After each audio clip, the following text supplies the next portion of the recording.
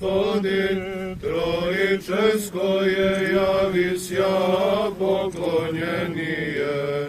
Roditelje Boglasvi, djetestvo vaše Tebje, возлюблена Готя Сина именуя, и Духовидje голубинje, извествоваше словесе утверждение.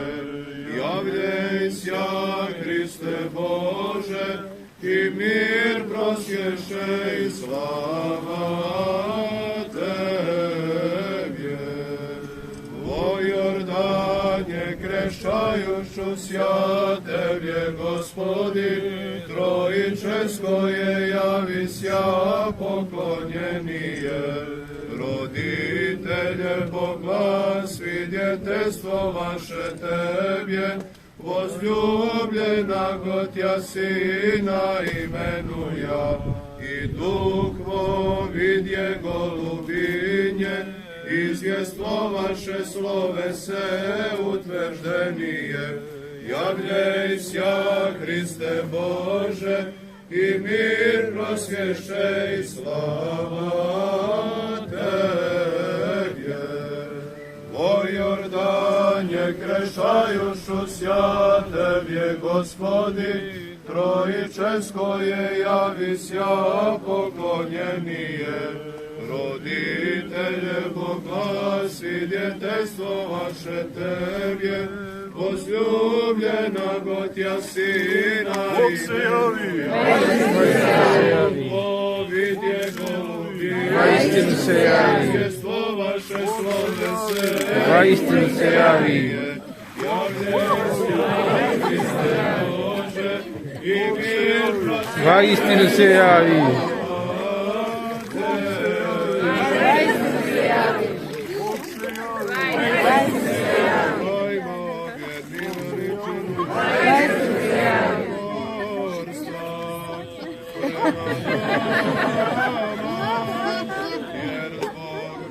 Наших грехов поставший человек, очищує се кров'ю Йордану, он єдиний чистий недролежан, освячує мене і водем.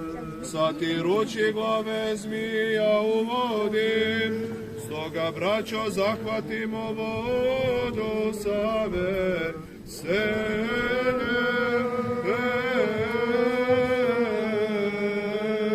jer se onima koji je sa vjerom zahvataju, nevidljivo daruje blagodat Duha.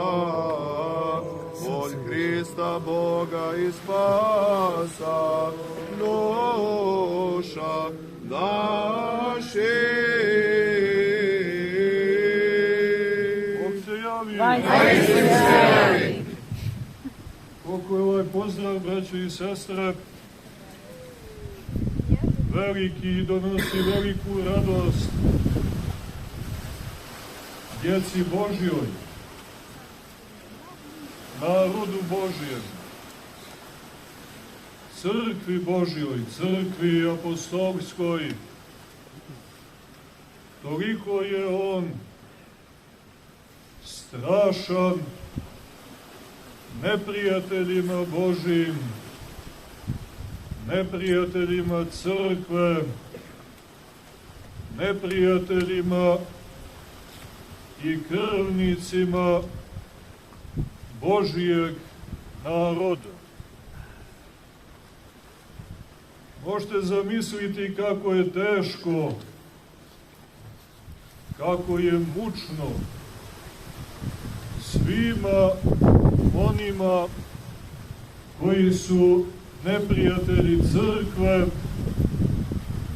a nije ih malo, iako su mali, sićušni, nikakvi, silikonima zabluda lažne moći, lažnoga sjaja, lažne slave naduvani, pa namršteni, namrgođenim obrvama i mračnim pogledom onoga koji je nekad svojim heruvimskim očima gledao svjetlost slave Božije, a onda se zanio i pomislio da može i sam tako da svijetli, a da se odvoji od onoga koji tu svjetlost daje svima nama na dar, pa da postane samovlastan, autokefalan, emancipovan, sam sebi Bog, sam sebi dovoljan, i pokliznu se na tu pomisao i pade Satana kao munja i strovali se u bezdan ada, da odatle diše mržnjom na sve što je Božije i na Boga, na crkvu Božiju i na narod Božji. I silom svoje zablude, a oslanjajući se na ljudsku palu prirodu i njenu gordost, evo ga do danas mobiliše mnoge i premnoge, i oni danas, gle tuge, gle jada, kao tama jurišaju na svjetlost, na tama gine pri izlasku sunca. I ovaj dan je, braćo i sestre, za sile tame strašan dan, za neprijatelje crkve veliki poraz, a poraženi su zato što je sa nama Bog. Trisveti, jedini čovjekoljubac, evo ga danas u ovaj dan, potvrđuje svoje svagdašnje prebivanje u crkvi, potvrđuje ono svoje obećanje da će biti sa nama u sve dane do svršetka vijeka. A to znači, ako se pažljivo te riječi slušaju i srcem doživljavaju, da je svaki dan za neprijatelje Božije, za neprijatelje crkve Božije, za neprijatelja naroda Božijeg dan poraza. Uporno ratuje i gle đavolske tvrdoglavosti, gle satanske upornosti, ajde da je jednu rundu dobio, nego iz dana u dan trpi totalni poraz, jer je s nama Bog. A Bog, braćo i sestre, došao je da pobijedi i da svoju pobjedu, kako to divno sveti vladika Nikolaj tumači, donese. A ne kao drugi lažni pobjednici dođu, pa se kaže, odnijeli su pobjedu. Istinski pobjeditelj pobjeđuje, pobjedu donosi i ostavlja je svima onima koji su željni istinske pobjede nad istinskim neprijateljima i protivnicima roda čovječijeg. To su, braćo i sestre, đavo, grijeh i smrt. Gospod naš je pobjedio i đavola svezavši ga do sudnjega dana, kad će konačno i potpuno biti bačen u oganj neugasivi sa svima onima iz anđeoskog reda koji ga izabraše za svojega vožda i svima onima koji iz ljudskog roda na ovaj ili onaj način kroz ove ili one okultne ugovore i paktove potpisaše i ispisaše svoje ime ispod njegovog imena u knjizi vječno mrtvih. Zato, braćo i sestre, radujmo se potpunom radošću. Vjerujte, sve što je nama istinski potrebno, nama je Gospod darivao i donio. Svojim čudesnim ovaproćenjem on je ispunio potrebe ljudske prirode, uključujući i one neugasive vječne apetite za vječnim životom. I mi ovdje krštavajući se u ime Svete Trojice, a ova banja, ona treba da nas podsjeti na banju našeg krštenja. Lijepo je i ovo i osveštanje, ovaj običaj da osvećujemo vodu i zavatamo u današnji dan, da se njome omivamo, da je pijemo, da se njome kropimo. Ali treba prije svega da se sjetimo našega krštenja, braćo i sestre, dana kad smo se obukli u Hrista i kroz tu tajnu, kroz to tajanstveno oblačenje u Sina Božijega mi smo postali sinovi Božji, narod Božji, djeca Božija po blagodati. A kao narod Božji mi ne možemo da umremo, jer djeca besmrtnoga Boga ne mogu da umru, ako ostanu u njegovoj svetoj volji. Zato je bitno da kao kršteni narod živimo u crkvi, ne u crkvi kako je mi doživljavamo. Nažalost, mnogi još uvijek imaju potpuno pogrešan doživljaj crkve. Slušamo o crkvi preko televizije, razumijete, tamo ljudi koji ne znaju kojim glavu nosi, govore o crkvi, raspravljaju o njoj, osnivaju neke crkve, razumijete? To nema veze sa životom, to nema nikakve veze sa crkvom. To je jedno vrlo nisko skrnavljenje svetinje nad svetinjama, crkva je svetinje nad svetinjama. Dajte da se okanemo više toga što misle ovi, što misle oni. Dajte da živimo kao kršten narod, da se naslađujemo onim bogatim darovima koje je Gospod dao svojoj djeci. I da ga slušamo, braćo i sestre. Čuli ste Oca Nebeskog kako ukazuje na Sina Gospoda našeg Isusa Hrista, da je on njegov Sin, ljubljeni koji je po njegovoj volji. Šta to znači? Znači da svi treba da ga dočekujemo kao Sina Božije. Evo koga sve ne dočekujemo. Ko nam sve pažnju ne privlači.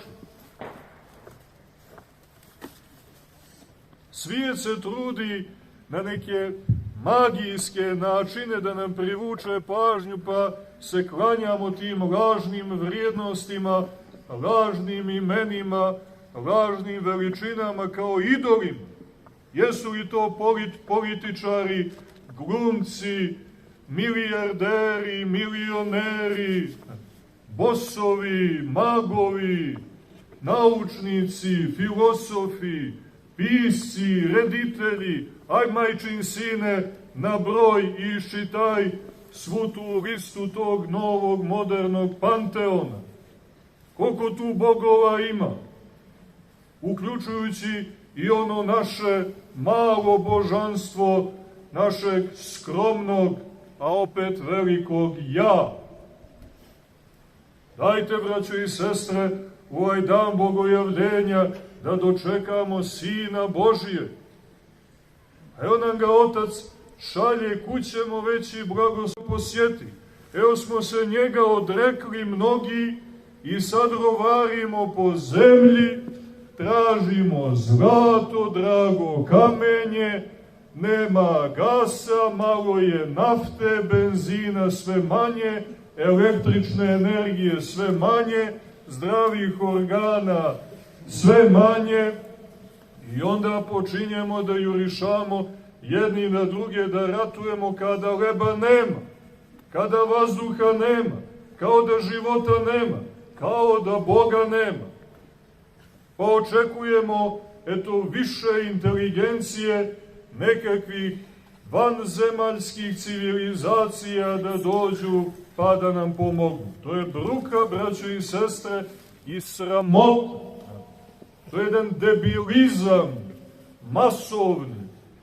Sin Božji sišao sa nebesa, i to u ljudskoj prirodi, kao jedan od nas. I to kao savršen čovjek. Mogao on se javi ljudskoj prirodi, znate, i da bude u nekoj drugačijoj projavi. Mogao je da siđe ljud. Mogao je svojim očima da pali, znate, svojom riječju, znate, da raznosi. Mogao je svojim dodirom da iz temelja raznosi sva naša zdanja, sve tekovine naših civilizacija. Mogao je žestoko da nas izbičuje kao neposlušne, kao bogoborne. A on je, braćo i sestre, sišao, primio ljudsku prirodu, znate, i postao jedan od nas, ali pun krotosti, pun milosti, pun ljubavi, pun pažnje, a isto tako pun božanske sile, vlasti, mudrosti. Došao je riječju da nas spasava, kao blag, milostiv, dugo trpeljiv i čovjekoljubiv. I treba da ga dočekamo, braćo i sestre. I u današnji dan, evo, Bog je dao da ga iskoristimo. Svaki od nas treba da provjeri sebe, da napravi jednu smotru, da vidi kako je on životom svojim dočekao Sina Božjega. Jer on je došao i zbog tebe, čovječe, lično zbog tebe. Primio ga je Sveti Sava i pogledajte gdje mu je ime otišlo, kakva ga je slava ispunila. Dočekao ga i Sveti Vasilije Ostroški i pogledajte šta sad ima. Dočekao ga i Sveti Petar Cetinski, pa pogledajte šta sad ima. Kakve su posljedice susreta Boga i čovjeka i šta se dešava sa čovjekom kad dočeka Boga onako kako valja i dolikuje, kao Sina Božji. Od tog susreta, znate, svi imamo korist. Evo, pogledajte samo Svetoga Savu. Rastko, sreo Sina Božijeg i dočekao ga. Potčinio prirodnu ljubav prema Otcu, prema Majci, prema otadžbini, ljubavi prema nebeskome carstvu i caru i otišao za njih. I što? Jesmo li izgubili kao narod? Ili izgubio Stefan, što mu je Rastko izabrao nebesko carstvo? Ili izgubila Ana, majka mu, ili braća, ili izgubio narod, što je Rastko otišao za Sinom Božijim? Nije, braćo i sestre, no smo zadobili i evo nas u grupi najbogatijih naroda na planeti. Ali čime smo bogati? Bogati tim čudesnim iskustvom i mogućnošću da i sami na ličnom planu dočekamo Boga. kad je sveti Sava, kad je sveti Vasilij, evo i u naše dane, pogledajte svetog vladiku Nikolaja, dočekao Boga, pogledajte Justina Ćelijskog, dočekao Boga, primio ga u odaje svojega srca i postali čudotvorci, mirotočci, učitelji, spasitelji roda našeg. Mi nemamo, braćo i sestre, razloga da živimo pospano. Evo danas Bog se javio, oprostite, to neki doživljavaju kao neki radikalizam, ali čekaj, majka mu stara, pa i sa karcinomom u glavi, blinkeri čekaju, skijanje na vodi odloženo do daljnjeg snijega i malo nema me na stazi, nosam na terapijama i ovamo i onamo. A kad tako odreaguješ na posjetu jedne bolesti, jednoga karcinoma, odreaguj, majka mu stara, i kad se javi Bog. Jer bolest je došla da te pritisne, da tražiš dublje. I evo ga, Bog se javi, pun zdravlja, pun života, pun sile, pun ljubavi. Gdje god da te neko pritisnuo, te neko mrzi, da te neko izdao, da te neko prevario, bilo šta, u Hristu svi imamo utjehu. Umrla majka, živa je majka crkva. Umro otac, ali živ je nebeski otac. Umro brat, umrla sestra, umrla djeca, ali u crkvi niko ne umire. U Hristu ne može da umre kršten čovjek. I u njemu svi imamo utjehu. I zato treba, braćo i sestre, da ga dočekamo. Ali vidite, nemojte se prevarimo, jer ima ta jedna forma pobožnosti, vrlo gadna forma pobožnosti, kojoj je, nažalost, sklon i naš narod i naš rod. A to je to takozvano površno pravoslavlje. To je bezlično pravoslavlje. To je bezlično hrišćanstvo, bezlična crkva. To je pravoslavlje u kome sam centar ja. I ja samoga sebe i dočekujem u crkvu i ispraćam.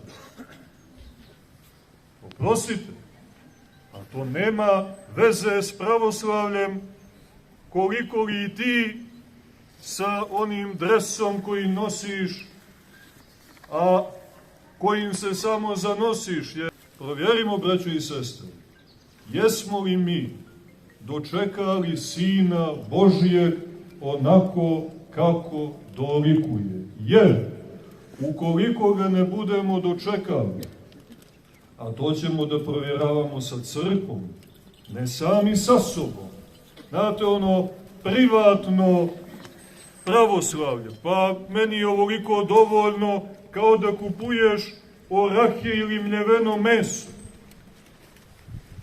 ili haljinu, ili parfem, ili automobil, ili biraš neki turistički aranžman. Nećemo to tako, no ćemo u crkvi da provjeravamo jesmo ili nismo, kao što stanje u kostima, u mozgu, u organima ne provjeravamo na ogledalu, no ultrazvukom, skenerom i magnetnom rezonancom. Pa ćemo u liturgiji crkve da vidimo jesmo li mi dočekali Sina Božjeg ili nismo. Ako nismo, to, braćo i sestre, nije dobar nalaz i neće biti dobar. Brzo će sudnji dan. Vidite, Gospod je došao, sve uredio i otišao, vaznio se. Nisposlao Duha Svetoga, organizovao život u crkvi u svetim tajnama i obećao, napomenuo da će opet doći da sudi živima i mrtvima. I što kaže sveti Jovan Zlatousti, ajte, narode Božji, uradite nešto, molim vas, dok vremena ima, javi na sudnji dan, neću moći pomoći. Ako se sad ne budete odazvali, ja vam pomoći na sudnji dan neću, jer će Gospod davati svakome po djelima njegovim. A naše glavno djelo jeste da dočekamo onoga koga nam Otac šalje. Dočekujemo ga u crkvi, dočekujemo ga vjerom. Vjeruješ li ti? Kako pita Gospod narod u ono vrijeme? Šta veli narod za mene? Ko sam ja? Nego ne možemo doći na red od manekena ovoga svijeta, od izvještaja, od flash informacija, ne može se do Gospoda doprijeti. Od te pleve, od toga šuta ne možemo do mnogocjenog zrna bisera. Ako vjerujemo da je Sin Božji, onda, braćo i sestre, da mu se poklonimo svim svojim životom i da ga poslušamo. Jer Otac, on nije mnogo govorio. On je Sinu ostavio da govori, a sam je rekao samo ovo: ovo je Sin moj ljubljen, koji je po mojoj volji. Njega da slušam. A mi njega slušamo, braćo i sestre, slušajući njegovu svetu crkvu, slušajući svete apostole, svete oce, sveto predanje, uključujući se u svetotajinski život crkve. Što smo se mi krstili, jesi li se zapitao nekad, kršteni brate ili sestro? Znate zašto smo se krstili? Mada, nažalost, ima nemalo onih koji to ne znaju. Kršteni smo, braćo i sestre, zato što je On zapovjedio apostolima: idite, i to poslije njegovog vaskrsenja, jer krštenje nije za ovaj život. Krštenje je za vječni život. Zapovijest i blagoslov da se krstimo mi smo dobili od vaskrsloga Hrista. Možete zamisliti, blagoslov poslije smrti. Pa ko daje blagoslove poslije smrti, braćo i sestre? Pa majka ne grli više poslije smrti. Djeca ne plaču za majkom kad umru. Roditelji puštaju svoju djecu. Što su blagoslovili, blagoslovili su. A Sin Božji poslije smrti i vaskrsenja blagosilja, pa kaže: idite i naučite sve narode, krsteći ih u ime Oca i Sina i Svetoga Duha, učeći ih da drže sve što sam vam zapovjedio, i evo ja sam s vama u sve dane do svršetka vijeka. Dakle, mi se krštavamo, braćo i sestre, ne zato što je meni palo na pamet. Svakako, da i treba da ti pane na pamet. Pa što imaš pamet, bez da ti to pane na pamet? Što će ti pamet ako nisi kršten? Naš narod je znao kad vidi da neko onako zabludi i zaludi, pa pitaju temeljno: je li kršten ovaj čovjek? Ili majka dijete kad vidi da vileni, pa kaže: dijete, si kršten? Što ti je? Tako se nekršteni ponašaju i manitaju. Dakle, blagoslov Gospodnji, braćo i sestre, da se krstimo u ime Oca i Sina i Svetoga Duha. Šta mi krštenjem činimo?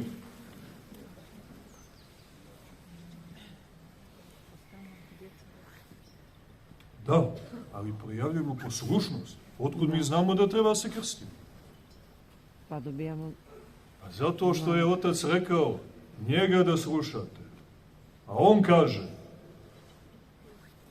idite i krštavajte ih u ime Otca i Sina i Svetoga Duha. Ne?